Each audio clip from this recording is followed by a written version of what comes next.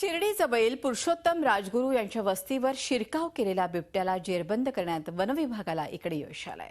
गेल्या 2 वर्षांपासून या परिसरात सातत्यानं बिबट्याची दहशत असून बिबट्याच्या हल्ल्यात अनेक शेळ्या, कुत्रे तसंच जनावरांना आपला जीव गमवावा लागलाय। एक बिबट्या जेरबंद झाला असला तरी बिबट्याची मादी याच परिसरात असून मादीचा संचार कायम असल्यानं नागरिक दहशतीच्या सावटाखाली आहेत। बिबट्याच्या मुक्त संचारामुळे परिसरात घबराट पसरलेली आहे।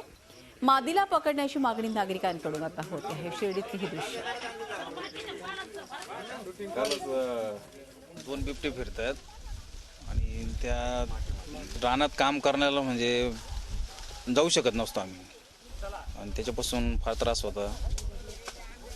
सर्व लोक घाबरलेले होते, त्यामुळे पिंजरा लावणं जरुरी होतं। लोक काम करणारे लेबर सुद्धा कामाला येत नव्हते। वाघाचा बंदोबस्त कसा येऊ नये म्हणून त्यासाठी प्रशिक्षण बी झाले तिसगावडीला आणि त्याच्यासाठी जिथं समजा कोणाची अशी तक्रारी असली तर डायरेक्ट पिंजरा लगेच आम्ही हजर होतो।